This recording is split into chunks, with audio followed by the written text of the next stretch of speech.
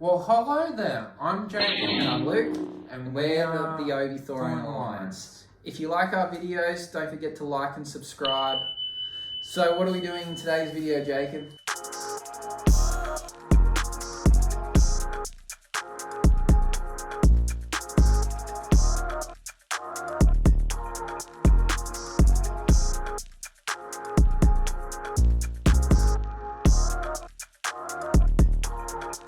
We are doing a video for Disney Plus new Marvel series Moon Knight episode 2. Okay, so we're going to recap and have a bit of discussion of what we thought about the episode. Okay, so let's get into it. Yeah. So did you think this was a better episode than episode 1? Because we learned a lot more about questions that we had in episode 1, but we have more questions now, so... I think it's better because it answered some questions, but we are left with more. But at least we have a more clear direction of where the show's going. Yes. Like, no, I don't think the first episode was bad. It was just, we didn't know where it was going, you know. We're getting a feel for the direction of the show. And, you know, we're still left with questions at the end of this one. But we know what the motive of the villain is. That's very clear now. And we know what role the hero plays in that. But we just don't quite understand how the hero has his powers. That's the one missing link that I feel like we're going to discover maybe the next episode or so. But you know what? It has been good, and it keeps you on the edge of your seat with where it's going to go next. So, recap for me. What are some of the major things we learned from this episode? Basically that we see that what we saw in Steven's mind, we see footage, and apparently it didn't happen, so it makes you question what actually happened. So for the incident that happened in episode 1, he actually gets fired for it, and then he isn't too happy about it, so he ends up going and finding the storage location of where Mark hangs out, and then we find his passports and like things and identity, and then we see Mark and Steven talk in like a background. Yeah, it's still one thing that we're quite confused about, that who is the real person? Like, is it Mark or is it Steve? But was Mark once Steve, or is Steve Mark's subconscious? Like, that's one thing we're still left unknown, but we do discover this storage facility that's set up like a bunker. It has, you know, weapons, money, and it becomes clear that, you know, Mark has some kind of training as a mercenary, which we then discover when the main character gets taken in by what we think are police, and they talk about and they show like images of him being a mercenary in it and having killed people in Egypt, which Steven's not too impressed by that, because he believes that he's a good guy and wouldn't have the ability to do this. Yeah. What else do we discover from this episode? That Mark also has a wife, so we get to find out who the person was on the phone, who was his wife. So that's interesting, that dynamic of the wife saying, "Oh, you're Mark," and Steven keeps saying, "No, I'm Steven." So, and Mark even says, "Don't tell her the situation, you'll put her in danger." So he doesn't tell the authorities what's going on, and they, without any warrant or anything, so it's pretty suspicious, and they just take him anyway, and they take him to Arthur. Yeah, so Arthur is the villain. From the first episode, we kind of know his motive, that he has some kind of god within him as well, or he wants to bring this god to life, and it's a god that will cast judgment upon people before they do evil. He can see inside people's soul and tell if someone is evil, and from that he will basically kill them before they will go on to commit evil. We're under the impression that the Moon Knight god that possesses Steven/Mark also seeks to wreak judgment on those that have done evil, not those that are going to do evil. So it's a matter of which is seen as the right and which is seen as the wrong. So he goes to this kind of, it must be a part of town that Arthur has taken over and has kind of got his own cult going on there. Yeah. And these people that he lets live there for free and take refuge. And they believe in his cause and they have the same pendulum tattoo on their wrist. And their main objective is to help find this, the amulet that we discover is a compass, basically, to find the tomb of this god that has possessed Arthur. What else do we find out about Arthur? That in a shocking twist when Stephen and Arthur are talking about the, about who he's actually seeing, because Stephen is seeing his god, and Arthur, we find out in a shocking twist, he was actually the original, I guess, donor, or as he said, avatar of the god. So that was a shocking twist. Didn't see that coming. And then they have an ethical debate about like the sides of the both gods, and Stephen kind of listens to it, and then the thing that he kind of goes, yeah, I'm not on your side, is the children aspect, is like, you're going to kill kids. But Arthur basically says, oh, we could have stopped Outlaw Hitler in the first episode, so that was kind of his point. So yeah, did you like that shocking twist? Yeah, and it explained a bit more this idea of why he becomes Moon Knight, that we realise that he is basically a human form that allows this god to take over or use as an avatar, because the god can only, move some things and turn lights on and flicker things, but they don't have the ability to, physically do stuff. So he inhibits a body, but we're still left with the question of why Mark is Stephen and is Stephen Mark. Like, we can understand that Moon Knight has possessed this person's body and is using them, but we don't understand why he has two personalities. I have a theory on it, and it's still the same theory from the first episode, but we're left with, that's the one question that's kind of moving forward. And at least we know now that the villain ultimately, what he wants and where he's trying to go, he's looking for this tomb, and Moon Knight's role is going to be to stop him. Yeah, to stop this from happening. So it's sounding like quite an epic story. We're just left with one remaining question that will help make it all, more understandable. And we get to see the action scene when Stephen or Mark is fighting the beast that Arthur summoned, and like in the footage, it doesn't show up. So the civilians can't see the jackal that he's fighting, but they can see the dents it's putting in cars and the scratches it leaves places. So it's a bit interesting. Yeah, is it like VR perspective? Only the wearer of like Moon Knight, because he's like a god, can see what Arthur's summoned? I guess that means. Yeah, maybe because he's a part god or something, he can see these other godlike creatures. So, that's the recap of the episode. And also Arthur gets the amulet, the compass at the end, and then the episode ends that it's going to be in Egypt. Yeah, so we see Mark/Stephen wake up in Egypt, which is kind of cool. So that's a recap of the episode. From that, what's your theories? What do you think explains this the Steve, Mark, Moon Knight? The link, how this all works. Well, from the conversation that they had, it seemed like Mark was a mercenary. He was at Egypt, and then they made, like you read in his origin storyline, he passed away, and then he made a deal to be resurrected, and then he made a bargain to get the amulet, the compass. I just don't see where Stephen fits in, because they both look the same. So with the whole Avatar situation, I get the Mark side of it. Now Mark has taken possession, but the Oscar Isaac plays the same person, so I don't know how, unless they're the same personality, Mark is like the different one. But yeah, that's how I think it is. I think that he was a mercenary.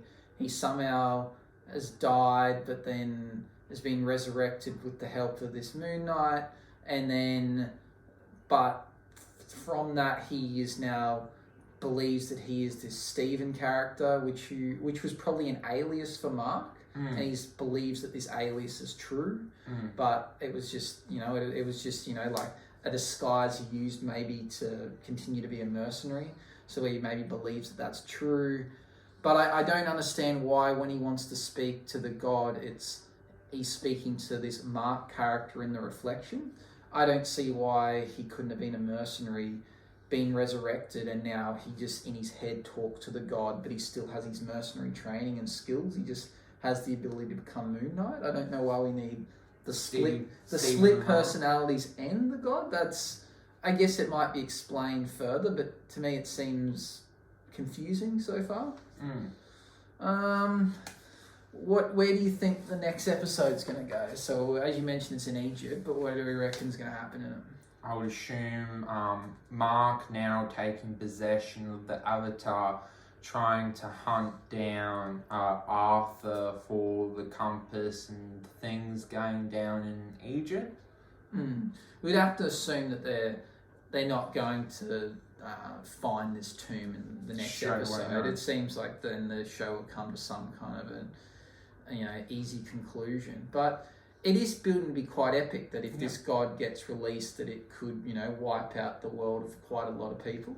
Yeah. So it does build onto something quite big. Do you reckon it's going to in any way link in with the rest of the MCU universe?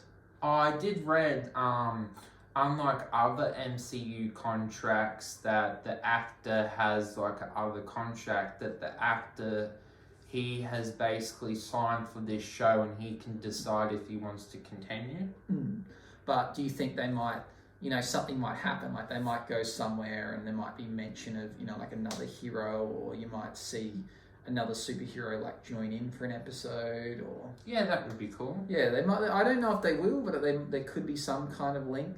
My only thought is because it's in Egypt, I don't know any heroes that have anything to do with Egypt besides Moon Knight, so maybe not there. And also being set in Britain, the same thing, there's not really any... maybe they might come in contact with like a SHIELD agent or something. There might be some kind of small, tie-in.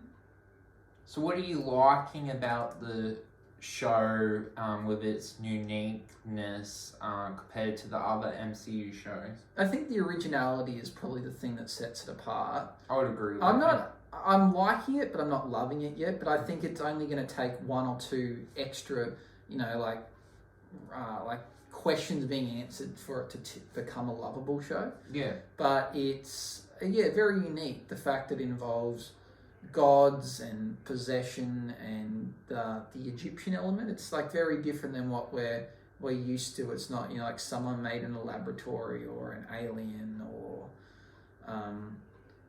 like MCU goes a lot with, this idea of aliens and people, learning skills, and DC's very much about, like experiments going wrong and people being exposed to this. And so it is a different element, that a god has possessed someone. I think there's no other villain or hero that comes to mind that's got that element. So I think uniqueness is what's making it stand apart. Yeah, I definitely agree with that. I actually like that, unlike the other MCU shows, that we know the role of what the villain wants, the role of what the hero wants, and I really like this element of the god part. I think it really adds different aspect compared... I know Loki is a god, but just different aspects of the storytelling.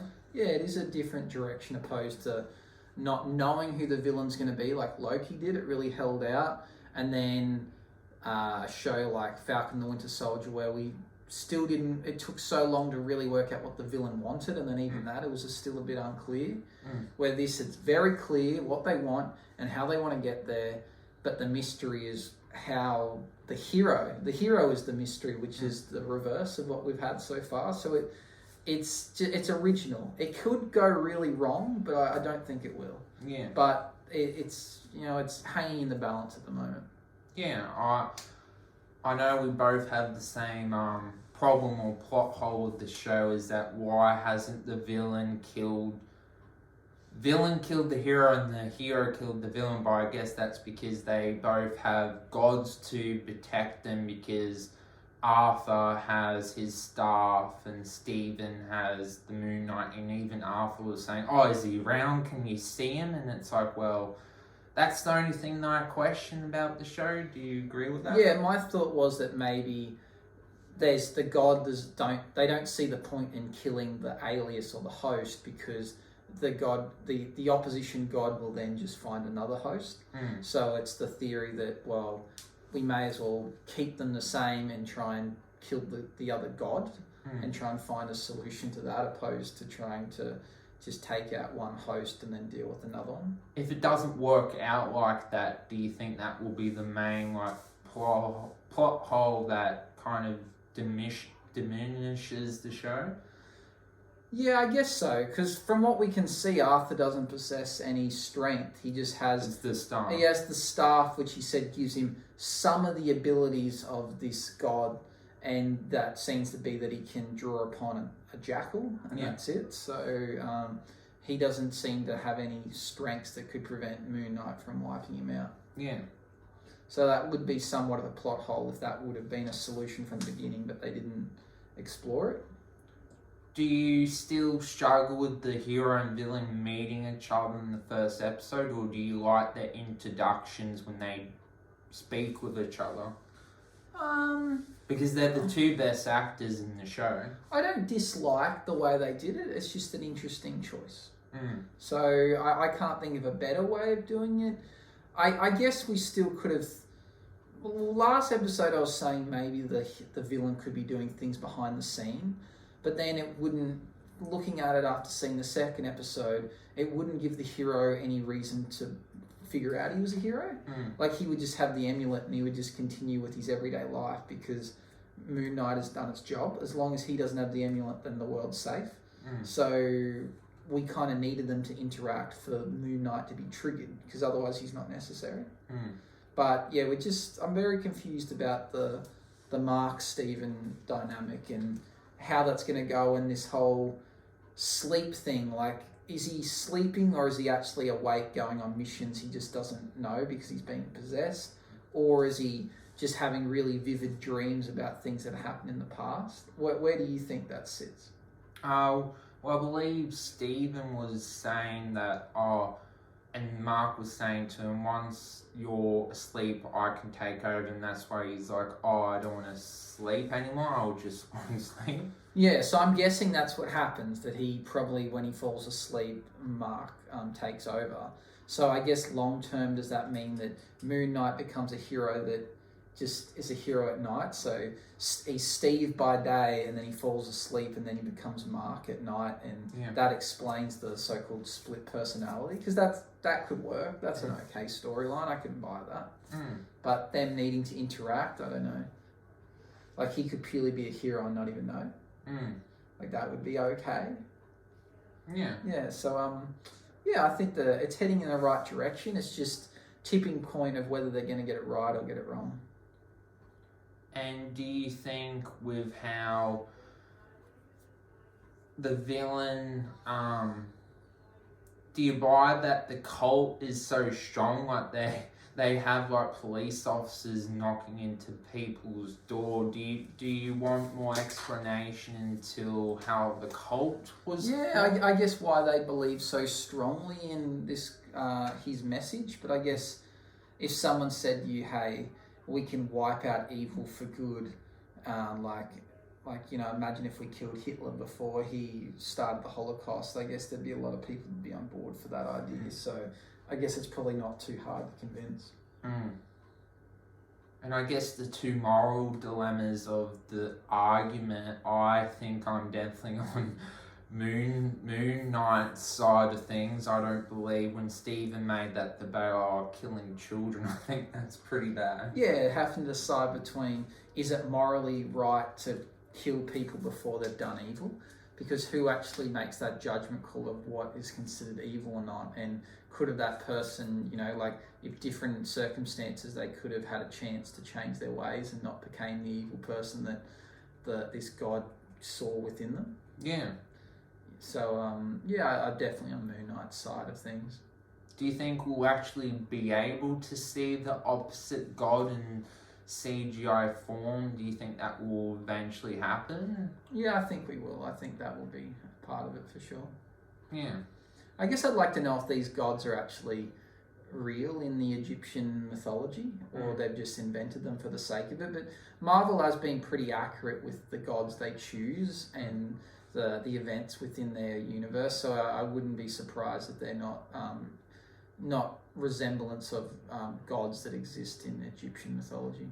Did you like the CGI of the Jackal? Did you? Yeah, I think it was all right. I think I don't know if they could have done any better, but it was fine. Like compared to the CGI in Morbius, I think it was much better than that. And I'm liking how they do it. The suit looks quite cool. Like everything in this show, I think visually is doing well. It's just the unanswered questions are the only thing that's holding it back so far. Any final thoughts and conclusions about? No, not really. I think the show's travelling okay. The next episode's probably going to hold the key to exactly where the season's going to go and might answer all these questions we're waiting on. Because once we've answered the questions, then we can just sit back and enjoy, the battles that are to come. But at the moment, we're caught up between. We still don't know the origin of the hero, which is what I want to know before I find out any more. And I'm really enjoying Oscar Isaac's performance. I think he's really doing a good job as Moon Knight. I think he's definitely potential of getting an award for one of the best acting performances at the end of the year. I just think he has the charisma and he's likable. But when he plays Mark, even though it's the same person, it's like which one do you actually prefer? Because Mark gets things done and you buy Mark as a hero, but he's caring about his wife, but is he actually a good person? And Stephen, he's a compassionate person, but he has no idea what he's doing. But when he punched the Jackal, you're like, yeah, he's learning things. Yeah, you wonder if that means he'll be able to also be Moon Knight without the need for Mark. I don't know. But yeah, I don't have any more additive to that. I'm just looking forward to the next episode. Well, thank you for listening to our video. We are the Obi-Thorin Alliance. Really looking forward to episode 3 next week. See you in the next video. Let the Force be with you. Bye-bye. Don't forget to like and subscribe. Yeah.